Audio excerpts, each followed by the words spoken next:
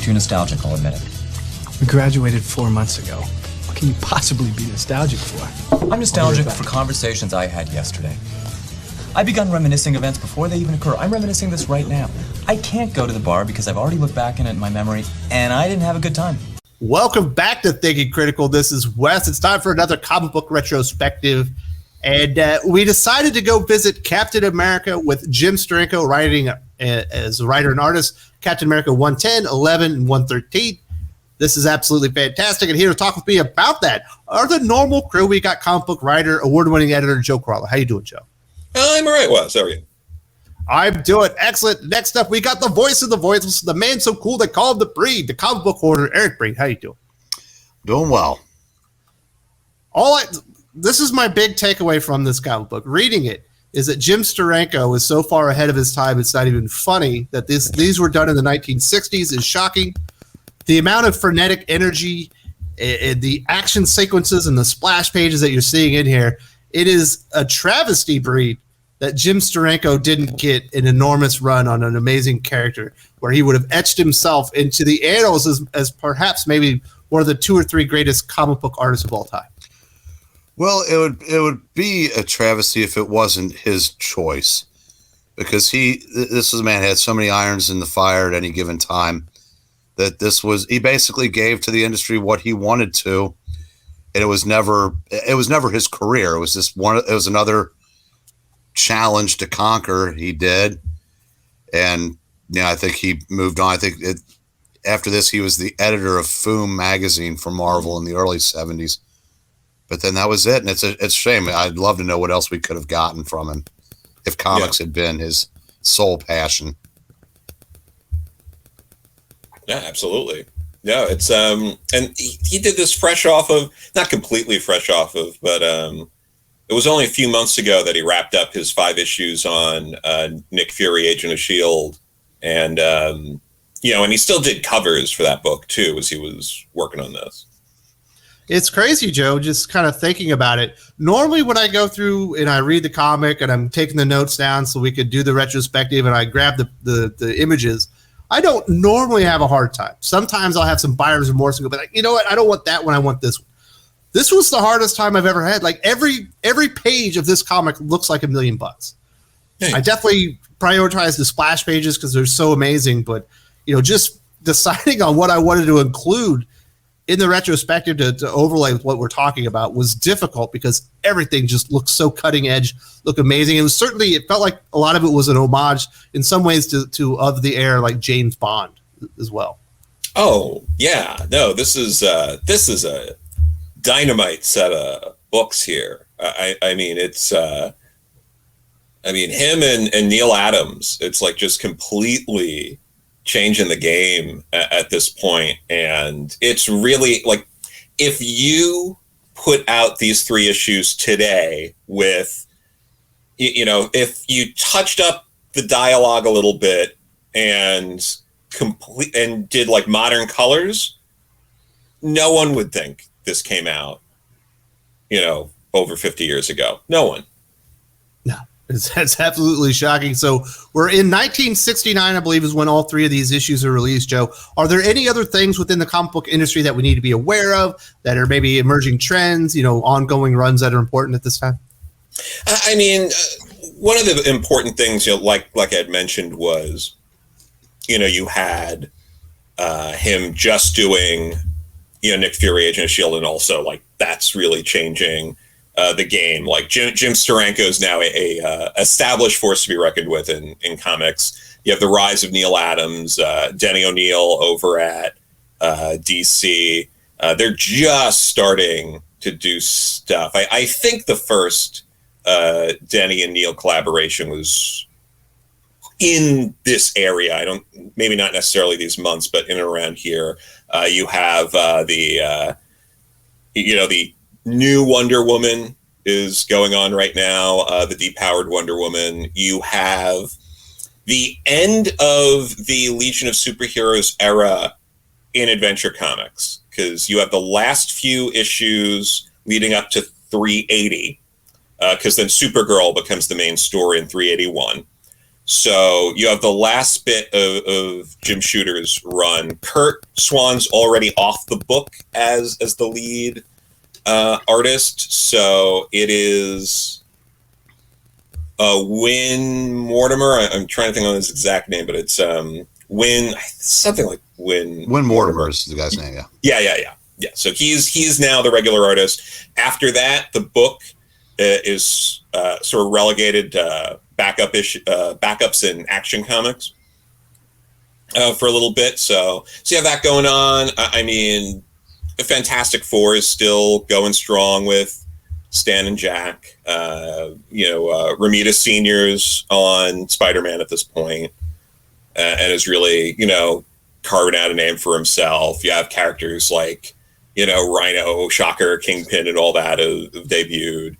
So there's a lot of really sort of like, I mean, the late 60s, like 1969, this is a really interesting time, I think, because you do start seeing that, like, I think we've touched on this before, but you could really break up the Silver Age into like multiple eras, and like this is like the last bit of the Silver Age, where the Silver Age and the Bronze Age are kind of bridging into each other, where you're getting more mature stories, you're getting, your Jim Steranko's and Neil Adams, and I think this is in particular a very exciting time in comics. Well, we're at the end of the first year of when Marvel was able to release more titles, and they split all the Tales books into individuals, and this was like 1 year into that. Yep. So there was a hell of a lot going on at Marvel at that time. Yeah, this is Cap 110, and then you have Iron Man 10 and all that around, since they split about the same time. Mm-hmm. Like, it's really interesting just seeing all that play out. And I gotta say a special thanks to the two of you. We're recording this on July 5th. Obviously, it'll be maybe 11 days after this when it actually goes up on the channel. This is coming off the heels of reading United States Captain America. Thank you for the palate cleanser and the reminder of how great Captain America can be when you just do an action story. This isn't even really political intrigue. This is just Captain America distilled down to an action hero, dealing with some of the remnants of Bucky and who's going to emerge as the new Bucky Barnes. And that takes us into Captain America 110, No Longer Alone, Jim Steranko, writer, artist, Joe Sano as the inker. It opens up, we got Steve Rogers. I think he's smoking a pipe. You definitely wouldn't see that in modern comics. He's thinking about his life and how things have gone as he's looking at a Captain America poster. It's got some promotion on it. And then Hulk smashes through the wall. You kind of got that from the cover. And he changes into his Cap gear to pursue Hulk. Hulk kind of gets knocked down by small arms fire. Cap is distracted by Rick Jones, a very young man at this point. And Jones says Hulk is not a threat. Hulk tries to escape with the boy. He accidentally injures him, leaves him as Cap and the military kind of fight him off. And then, he leaves behind a Rick Jones hurt there, Eric Breen. Very exciting opening. I was like, oh, Hulk's going to be in the story. It's just the opening action scene, and I think it works out very well. And Jim Steranko illustrates a pretty damn good Hulk. Yeah, he gives the Hulk an angular look that no other artist ever did. I mean, he almost looks like a normal person, just bigger. But if you say anybody, like if you saw Trimpy and the Hulk's own book or any other guest appearances, he's much larger. And this, and I don't know if it was so to give it some sort of believability when Captain America, was able to kick the Hulk off of him. But it's a really interesting look for the character. And I said it is just beautifully rendered in these pages where they're fighting. And it is just to remind people that, yes, Rick Jones was the Hulk's only friend at the beginning. And he had made the transition over to, Cap's sidekick, so to speak. He'd been hanging out with the Avengers, kind of like their snapper car, I guess. And this is to lead up to something that Rick has wanted for years. Mm-hmm. And this scene kind of sets that up. Yeah, it's I feel like we could spend an hour going over every single page of this issue, let alone the other issues. The art is unbelievable, really. Yeah, I mean, the way he handles the passage of time, the way he'll do those things like right off the bat with the small panels of Cap coming closer and closer, like it's God, and him just coming into the light at the very end. That nice splash page where he spoke, like you said, and then that middle row of panels on page 2 of just zooming in to Cap to show the evolution of his expression as the Hulk is making his appearance, followed by the decision here to have like the really close up on the hands. I mean, those hands are so well rendered of the Hulk bursting through, and then it just works that the way it's like shot on that angle, and you see Cap on a pretty severe incline just from the way it's shot. It just works so well, and then you even see Cap's shadow there on the build. It's like you can't. You cannot say there's a lack of detail here. It is incredible the amount of thought and detail and precision that goes into this. Absolutely. So after that, Cap takes Rick Jones to Avengers Mansion to let him heal. Cap is upset on how many people he loves, and they always get hurt. He's starting to blaming himself because everyone knows his identity. And then he's distracted. He hears some footsteps. Rick Jones emerges in the Bucky uniform. I believe this is the first appearance of Bucky number 4, and he asked to be the new Bucky, the new sidekick for Captain America. Cap is hesitant, but changes his mind after Rick feels like he's being rejected. And right then we get the alarm sounding and they're going on their first patrol together as the new Captain America and Bucky Barnes. Joe, is this something that that people should have been expecting, or very excited to see Rick Jones finally becoming the Bucky persona? I mean, yeah, I don't think this was necessarily something expected, and I do think expected in this exact way, where it was going to be this issue, this happening. I think it's what's interesting here that I don't think anyone really talks about is this is a full, over a decade before we get the same sort of beats with, Batman and Jason Todd. It's a new sidekick. How do I train him? I'm worried about this and stuff. And I feel like so much of that gets focused on Batman and the Bat family and those ideas. But this is well before that. And I feel that element of this comic tends to be glossed over in a way that I don't think is necessarily fair in comics history.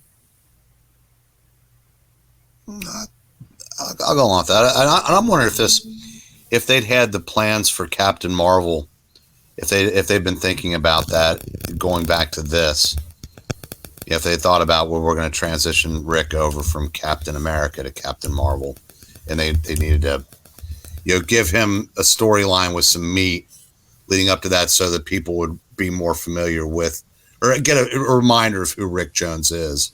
Yeah. Leading up to that. I don't know the answer to that. I don't know if anybody still around does, but yeah, maybe Roy Thomas. That's true. He'd probably know. This leads into just a dynamite splash page here, Breed. As Captain America and Bucky descend into the sewers, they discover Hydra. It's an entire army of their soldiers with a new leader. Her name's Madam Hydra. I believe this is the first appearance of Madam Hydra as well. Yep. And Cap, while they're fighting, is overly protective of Rick. And eventually he calls to retreat because he does not like the way it's going, and he can't really fight like he normally wants to. And then Cap is kind of grabbed by some soldiers in special vests. He appears to fall to those people. And in reality, although Cap is actually one, and he's disguised himself as a Hydra agent to infiltrate him here, Breed. This action scene is just, especially that splash page, is just beautiful. Oh, I know. This every panel, there's nothing wasted. Just everything fits perfectly. And I said, and he sends Rick away. Appears to feigns defeat, like the guy standing there going, "I have his shield," and she just goes, "It's yours." Yes, I don't care. And then I said, Then Bucky makes the mistake of all young partners do. They don't realize that the guy in charge knows what he's doing. So he comes back to help and blows the deal, and Cap has to reveal himself earlier than he wanted to. Yeah. And they get away, and Rick blames himself, of course. But it turns out Cap said, well, we'll take the victory that we got. He said, you basically said you passed the test. This could work. And then I said, then Rick's going, well, I may never measure up, but I'm sure gonna try. That's a lot of what this is about, Joe, is Bucky's feelings of inadequacy in comparison to the original Bucky, Rick Jones' feelings of inadequacy, not feeling like he can measure up, feeling like maybe he's never going to live up to the legacy that's already out there in Captain America's eyes. And then Cap being so not jaded, but he's very conscious of all the things that have happened to the people that he's loved, and he doesn't want to see this happen to another Bucky Barnes. Yeah, and again, you just can't talk about the art enough. Like at the end of was it page 14 in the one Hydra agent in all purple with the gun out that's like kind of going over the bottom panel there. I mean, just the ingenuity and all the pushing the medium here. What was it, page 16? At the top there, like having like the outline of Madam Hydra's leg being the panel break. Just like all these things that are just so magnificent. And the bottom of page 17, the left side, that panel with Cap just holding the shield, busting the agent in the power vest through the wall and just it crumbling down. It's gorgeous. Like just everything about this is, it's really unbelievable. You don't see this level of care in a lot of comics. No, like I said, when I finally saw the art and I realized it was 1969, I was like, wow. It was like when you see that Neil Adams for the first time in like Kree Skrull War. And you're like, this does not appear of this era. Like it stands out when you get the one issue, Yeah, that's the same feeling you got, or I got at least when I was reading this comic book. Yeah, it's funny that so many people in the comic book industry today just seem to be doing comics hoping to get a Netflix deal or a Hollywood deal with their properties. So they try to make everything look cinematic. They should go back and study this guy if they really want to do that, because he did it so effortlessly 52 years ago. Yes. He's a master at making heroes look quite amazing, and like Joe was saying, the way that he laid everything out. And I do really like the subtext. We can look at the art and you're amazed by it, but the subtext of the story, to where Cap he's proud of Rick Jones. He thinks he did a good job, but Rick Jones is the one that's doubting himself in the end of it, and that certainly plays out as we move on to the story to Captain America 111. Tomorrow You Live, Tonight I Die. Also written and illustrated by Jim Steranko with Joe Sano on art or on inks. Captain, he's at a carnival. He pulls a fortune from a fortune-telling machine, and it tells him, tomorrow you live, tonight I die. It turns out to be a bad omen, as Cap realizes he's walked into a Hydra trap, and he starts fighting Hydra agents, demanding to know who Madam Hydra's identity is. And Hydra starts retreating as Cap starts looking for Rick. This is another dynamite way to open up an episode or an issue here, Eric. Really like the art here. Like, you just like jaw-dropping stuff. This was 1969. If you opened up a comic book from either company or Dell or Gold Key or Harvey, that first page is going to be a full page splash. Yeah. You open this up and you see this, and it looks like just a bunch of simple panels put together, but then you look at it, you go, this is amazing. I said nobody did this in those days, and I said just to see it, just I don't know. I said it was almost like jaw dropping in its simplicity, but how different it was from anything else we'd seen up to that point. And I said, and then we're just off from there, and then from page 2 on, it's just action. Yeah, there's a ton of actions in here. So after this part, we go back to the Hydra HQ. We've got Madam Hydra. She kills the leader that led the failed attempt on Cap at the carnival. Meanwhile, we see Cap and Rick training at Avengers Mansion. Rick starts taking Cap's instruction kind of as a sense of failure, as he's telling him how he can do better. And he feels less than the original Bucky, as we've mentioned a couple of times. And he finds an envelope at the front door marked for Cap. It says urgent. By this point, Steve Rogers is gone. He's the only one in the mansion. Unfortunately, I don't know why he does this, Joe. He opens up the envelope. Obviously, that was a bad idea. He inhales some hallucinogenics meant for Cap, and he starts hallucinating about being like judged by the original Bucky as Hydra arrives and they take Rick as a hostage. Yeah, and you get two incredible like psychedelic pages out of that. Yes. One. Like, oh my God, just like the melting Bucky at the bottom of and it's incredible. The Grim Reaper, I believe, on the previous page. Yeah, and then I mean, we can go all the way back to page 2 here real quick. How many comics coming out now or recently, like with Cap here? Page 2, he's already dodging bullets and fighting people. Like, I cannot stress enough that this is page 2 of this comic after a very intricate and well thought out page 1.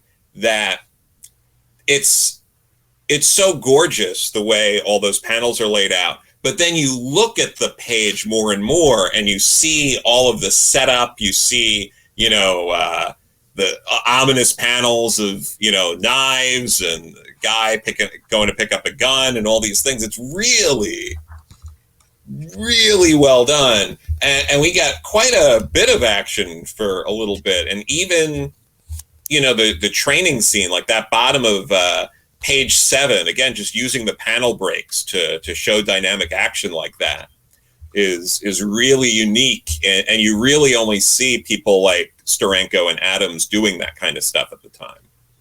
Yeah, it's absolutely insane. Fortunately, Braid, for Rick Jones, Cap is returning about this time. He detects traces of narcotics on the envelope. He rushes outside as the kidnappers are getting into the car. They do escape Cap, but he does grab one of the agents, hoping to interrogate him and find out where they're taking Rick. And he's just flabbergasted that that Hydra would actually murder the agent like right in front of him, so he couldn't talk to him. And then and then he laments once again, Eric, that if nobody knew his identity, Rick would still be safe. He's kind of blaming himself once again. Yeah, well, that's something they'd been leading up to for a while, and so he realizes that in his mind, Rick wouldn't be in danger if he had kept his identity private, which I don't know. Hanging out with Captain America might have been another way of. They're an Avengers mansion. But again, like I said, this was a different time. I mean, there are a couple of things in this story that we can point to that kind of maybe not doesn't make complete sense. But again, this story and storyline was more about the action and the payoffs, and we get that as he fights how's the guy, the man killer who'd been foreshadowed the issue before. So now it's the man killer standing between Cap and getting Rick back. And just like I said, it's just again another incredible action sequence that takes us to the ending of the second issue.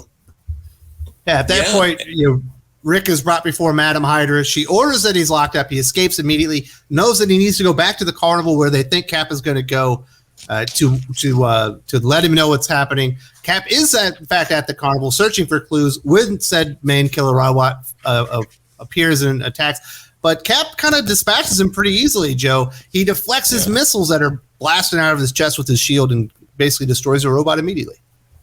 Yeah, and I also just feel like I should throw out here that Man Killer definitely, the design and everything feels very Kirby. Whereas the design for like Madam Hydra feels very Sturanko, but Man Killer almost feels like a homage to like a Jack Kirby villain. And as you're, and as you're going through here, again, it's so much. It's just action. The rest of the issue, there's no breaks. It's like basically, like 5 pages of just pure action at the end. Leading up to the, fishing out, the costume at the end of the issue. Yeah, so Rick, he arrives at the carnival. He wants to warn Cap. Obviously, he's too late. Hydra's about to open fire on Captain America. He jumps into a river, and it appears that the Cap's hit multiple times. The police arrive. They retrieve out Cap's bullet-riddled uniform from the waters. This part doesn't make a lot of sense to me, Breen, but I'll roll with it because it is a comic book. With the costume is a mask similar to Steve Rogers, and the police conclude that Rogers must have never been Captain America, that was a disguise by whoever was the real Captain America. Little convoluted. Right. Again, if you go back to the first page, tomorrow you live, tonight I die. That's symbolic for Steve Rogers has to die so Captain America can live. But you get to the last page here, and my first question now, if I'd been reading this as a 7-year-old when it came out, I'm just thinking, golly gee whiz, this is cool. Reading it at 59, it's like, okay, where's the blood? Where did he have time to change clothes, get that mask, throw a dummy into the water, as we find out in the next issue? But again, it's a comic book. We're gonna roll with it because it's suspenseful, and if you don't try to attach too much thought to it, it's a really cool ending of an issue. Who knows, Joe? In modern comics, the next issue might have been a flashback to explain all of this. I'd rather just maybe not make complete sense in one page. Yeah, although you got to give them a lot of credit for this little bit of important insight where they say, perhaps we will learn next issue, because we don't learn next issue. We learn the issue after. Absolutely. So, 112 is not Sturanko. No. 113 is Sturanko, back as a writer-artist. And this time we got Tom Palmer in as the inker. This one is called The Strange Death of Captain America. And essentially, we open up here, Joe. The public are mourning the death of America's greatest hero, and they're wondering who he really was. So his cell job has worked. Madam Hydra and her acolytes are celebrating the victory by burning Captain America's file. In doing that, we get a little origin for Madam Hydra. She starts remembering how her family were killed in a war-torn Europe, and that's how her face was scarred. And despite her position, within Hydra, Madam still can't look at the one burnt side of her face. She feels like a little bit of, she's not very comfortable with that, obviously, Joe. No, and I think it's also important that anyone who likes Ed Brubaker's run, a lot is inspired from these issues. With the idea of the death of Captain America, like later on we get, Captain America lives and like stuff like that. And there's some imagery here.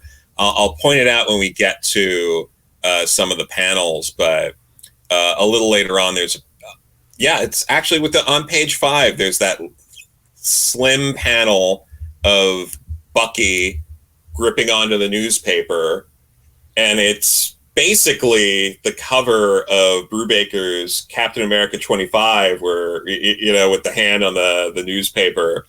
And, we all know that Bucky, gets the mantle later on. So it does make you think, like, it would be shocking if that wasn't a nod to this. Be a strange coincidence. Never noticed that, but you're right. Yeah. And as Joe's alluding to here, Rick as Bucky is overcome with grief over Cap's passing, and he goes to meet the Avengers, trying to tell them what happens. He tells them everything that happened at the carnival. The Avengers are going to go to the funeral, but Rick can't bring himself to go. He's still beside himself. And when we get to the funeral, and there's just some amazing imagery in here. Like, I can't even show it all, but it's absolutely beautiful. Nick Fury delivers Cap's eulogy. At this point, Rick decides he needs to go to the funeral. We see after the services, only Fury and the Avengers remain. I did not see this one coming, Breen, and I should have, because this is an amazing sequence. The coffin of Captain America springs open, And the Avengers and Fury are hit with knockout gas as Hydra have infiltrated this, and they take the Avengers and Nick Fury in coffins, and they're going to bury him alive. My goodness, these guys are evil. Well, Hydra is not a nice group of people. It felt like a WWE Undertaker angle. The corporate ministry. 40 years early. This is what's cool about this is we did the art. We did the Kree Skrull War, and Rick saves the Avengers and saves the universe. This is actually the first time he did, because if he had it together a little bit more and gone to the funeral, there'd have been nobody left conscious to save them. So, by him being too overcome with grief, he was in the right place. These things and actually participating, because it's capsaicing. Yeah, but he's still. I get what you're saying. I got you. He's involved in the save. Yeah, we'll go with that. Yeah, he's not John Cena here. Maybe he's the sidekick. Maybe Cap was following Rick. Perhaps that's what it was, but it's never really spelled out. Because, Joe, we get this amazing splash page as Rick is witnessing the attack on the Avengers. He tails him to the cemetery, and Cap just blows in on his motorcycle and starts kicking everybody's ass. I love this. This is the best page of the entire comic in a completely wonderfully illustrated three issue comic series. Like, this was the page that just blew my socks off. I couldn't believe it. Yeah. And then Rick jumps into the action as Madam Hydra orders her henchmen to kill them both.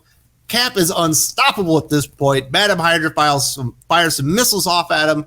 It does not work. Cap and Rick jumping into an open grave. The missiles, I believe, take a 180. They start going after this mausoleum that Madam Hydra is going for. It gets blown up, and you're assumed that she's dead. But hot damn, that splash page when he's jumping off the motorcycle and just knocking teeth out. Oh, yeah. That's great. I mean, even if you go all the way back to pages 3 and 4, which are just dedicated to the origin of Madam Hydra here, that origin has more action and intense panels than most comics you'll ever pick up. I mean, that alone, like those 2 pages would be the best pages of any comic coming out today if you put them in there. Like, I mean, and that's a flashback. Like, that's not even, you know what I mean? It looks a little different. It's not quite as detailed and it's got a little different style to it. Yeah, like just the page 3, or the close up of her face with the fire coming out. Like, it's the washing her face and then the rain and the absence of color and just her smashing the glass at the end of 4. Like, it's unreal how gorgeous even something like that is. But yeah, to end this with, that double page spread, a bunch of action, Madam Hydra, looking on. And again, the absence of color. You don't, at the bottom of page 14 there, you don't see this a lot, but it's an interesting technique when you want to really focus on a panel to have it stripped of color. And I don't see that technique used enough. If anything, when something like that happens, it feels like the natural reaction for a lot of creators is to make it even more colorful instead of stripping the color. And I wish you would see more of this happening today. Now, if I may, page 15, the other splash page, in light of what we just read recently, the caption box at the top of that page, that's some of the best stuff you'll ever read as it pertains to Captain America or any other hero. But I something we can't gloss over is when Cap orders Rick to kill a bunch of Hydra agents by blowing up his motorcycle as they try to jump over it.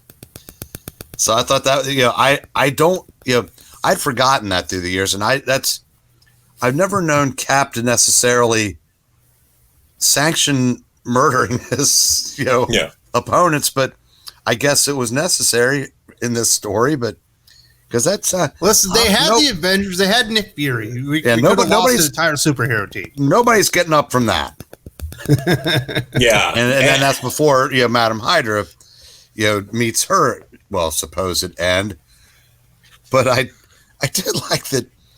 I guess just for the sake of the story, I guess if there had been page 21, I guess maybe Steve doubles back and makes sure the Avengers are okay from the gas that it's all about him and Rick. Yeah, but that top of page 17 there, the boom.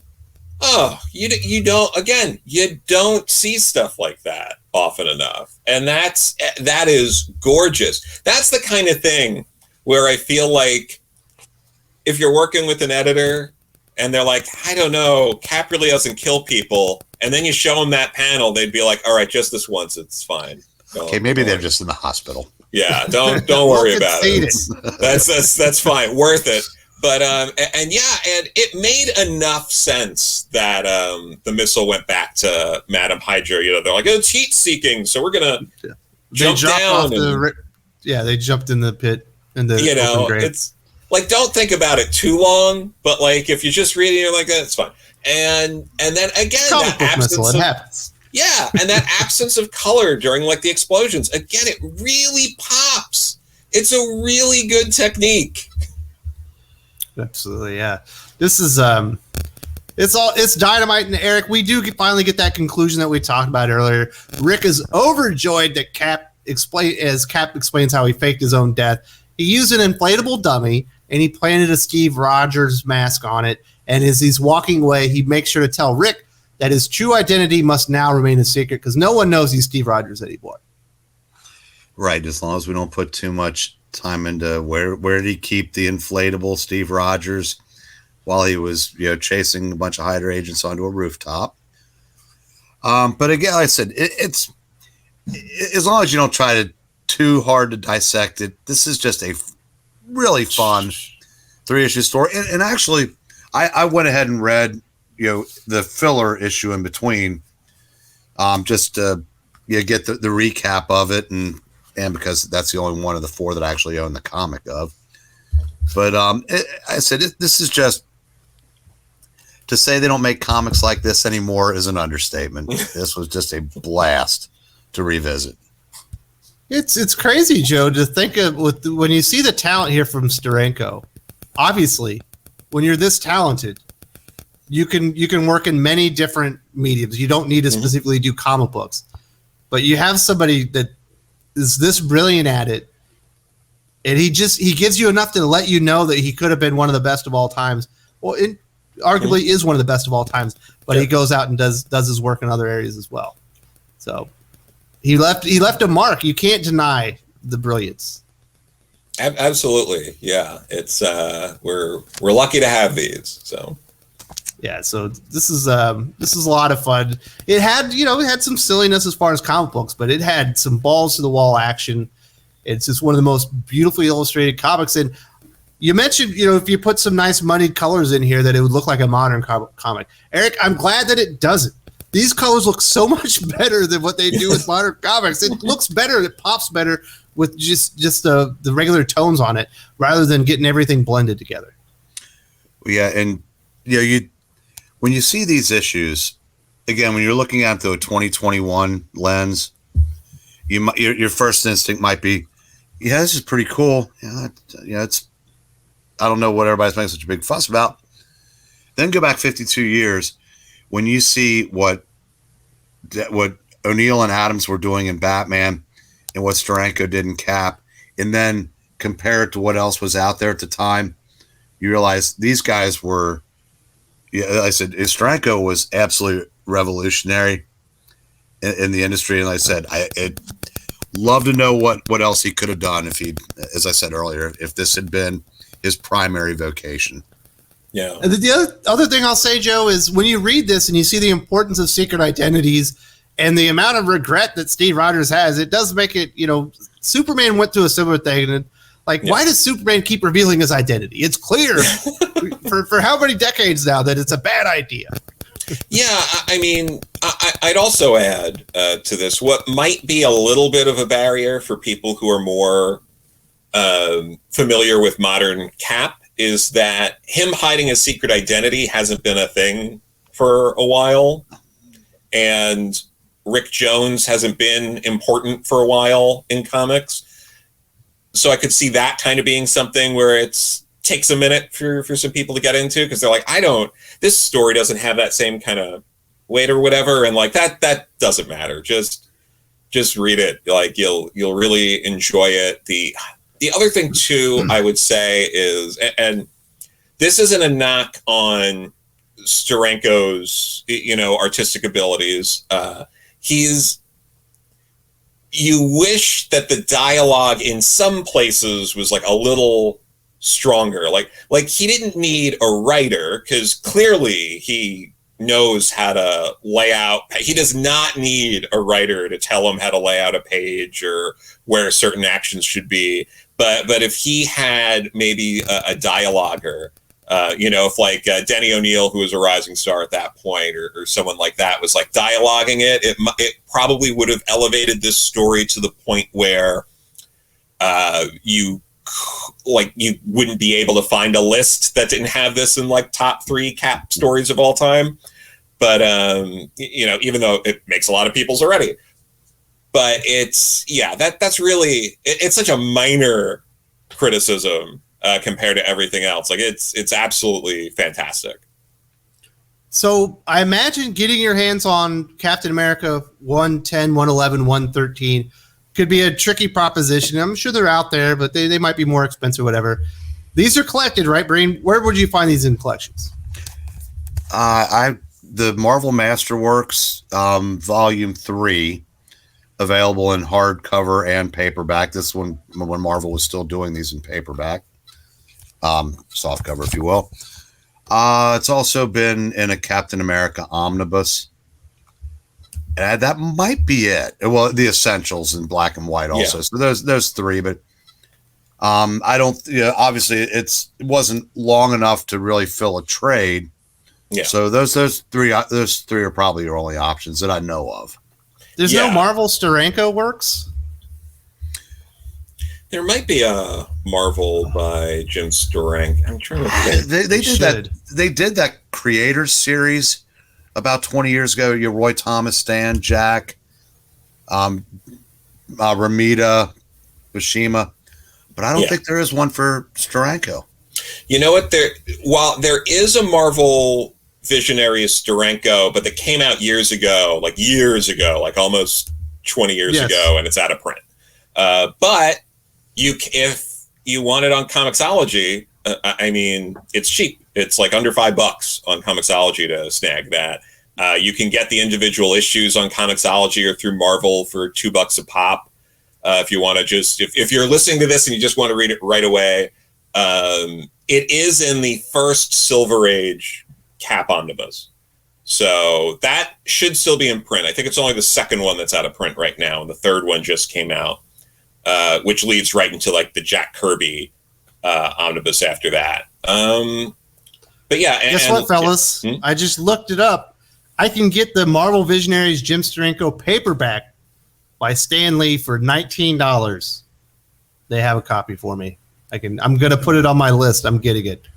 There you go. And the cover is Captain America holding up a Hydra agent as the new Bucky is underneath him, and it's absolutely badass.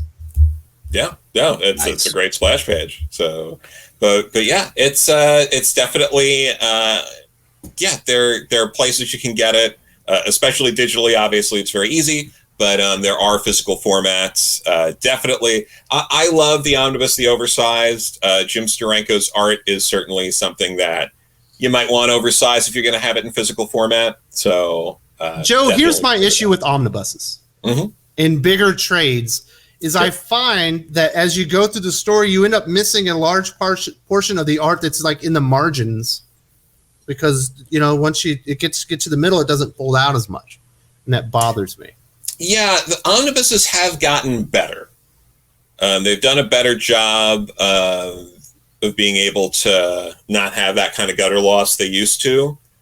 So yeah, definitely newer editions of omnibuses are the way to go if you can get them.